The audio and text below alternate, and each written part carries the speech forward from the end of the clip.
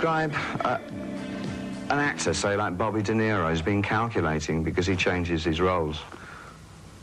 It's very, you know, the thing is with rock, it's the general expression of rock is that it's committed to the idea that the guy who goes on stage and the way he is on stage has got to be the same guy when he comes off. We know that with Bruce.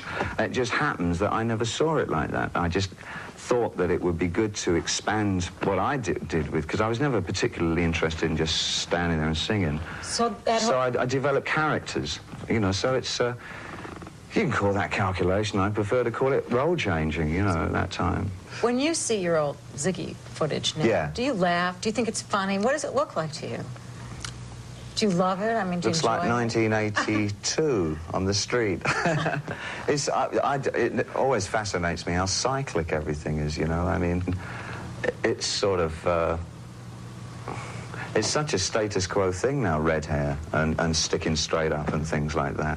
I mean, when it was supposed to be, like, really radical when I was doing it. It was. It's just, I think I just look at it like that. I mean, the band sounds pretty good. It sounds better and better, that old band footage.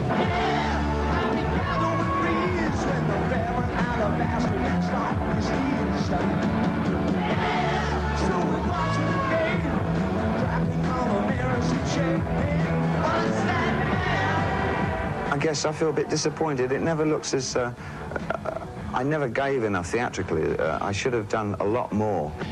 You were really the point man for challenging a lot of social attitudes and sexual attitudes in the 70s. Oh, rubbish. There's some that would disagree. You look through any of my songs and see if any of them deal with social standards or sexual mores or anything like that. My songs are about a Martian rock and roll singer. What the hell's got... You know, I had rather... I mean, I had people like Kansai, who now is a very accepted designer, you know. I got him to do all my original stage costumes. I wanted the best of the contemporary fields working with me, kind of like Diaghilev did when he was doing ballets. And all that stuff, if you get those kinds of people working with you, it is a new kind of fantasy world. It's something weird. So if you see something weird, people want to give it an explanation. So all kinds of solids hit the fan. After the Serious, or during the Serious Moonlight Tour, you said this is David Bowie, this is the real one. There are still some of your audience who are out there expecting you to emerge yet in another character. Is that a fair thing on their part? Or is this it? Well, I mean, maybe the character thing, maybe I've been able to transfer more into movies these days, which is great. I'm very fortunate in as much that I still get offered scripts, you know. I mean, it's real hard for anybody in rock and roll to be considered seriously in the acting profession. The idea of doing the Serious Moonlight Tour was that if I had suddenly had this huge audience out of nowhere, I mean, it really came out of left field, because of this dance thing, Let's Dance, and I thought, well, I'll show that what my prime interest is writing and singing songs. That's the foundation of all the rest of the work that I do.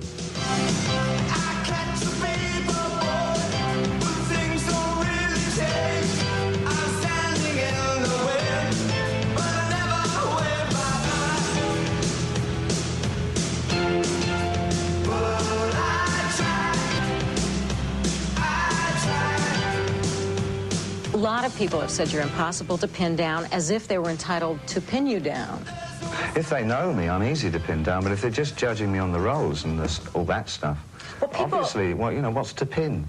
People say, you know, who is the real David Bowie? Well, it's a good angle, man, isn't it? You know, what do you write about him? I know. The 1,000 Faces of David Bowie. It's a great, you know, if you want to sell newspapers, that's sort of, you know, a good angle, isn't it?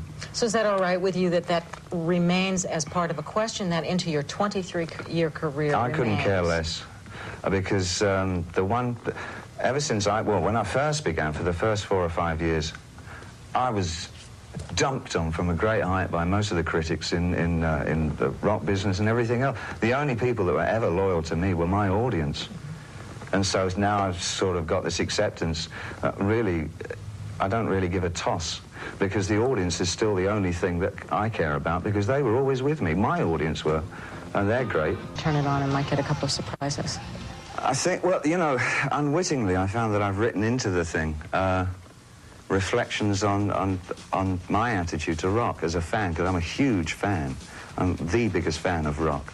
And I listened to the thing after I'd finished it and realized that I'd put in a lot of reflections from psychedelia right through Sgt. Pepper? Soul music, yeah, Smokey Robinson kind of things, and there's obviously a definite slant towards John Lennon on the title track, but there's a great Neil Young influence on Time Will Crawl, and there's sort of some Stonesy things, Prince. I mean, I think just about everybody's in there, coupled with a lot of my own ways of writing, you know. So for people who might have expected something coming out of either Tonight or Let's Dance, this is really quite a different direction. Yeah. I didn't try and make any kind of melodic glue for it. It's a hodgepodge of writing styles. I mean, I write in such diverse fashions, and I think there's about 5 different ways that I write songs. So I wanted to incorporate all the styles that I use when I write and change my voice for different tracks. So I wanted to have colour in that way, have shape like a painting, you know. During your series of 83 interviews, you talked about life at the top being a trap and that you shouldn't settle for things. You should continue to try different kinds of things, which has been one of the signatures of your careers. Yeah. Do you keep that consistently going? Rule number 1, if you're going to be a rock and roll artist, never get a limousine. That's the first thing. That's what makes it all go wrong. As soon as you get a limousine... Why? You can't park anywhere. People look in the windows all the time, and you start to feel like you're special. Or you can't go anywhere. And then the limousine concept goes to your hotel room and you never go out anywhere, so you want to know what's happening on the street. So you get 18 guys to follow you around and they go out on the street and tell you what's happening. And suddenly you're in a cocoon. But it all starts with a limousine, especially one with black windows. So never get a limousine.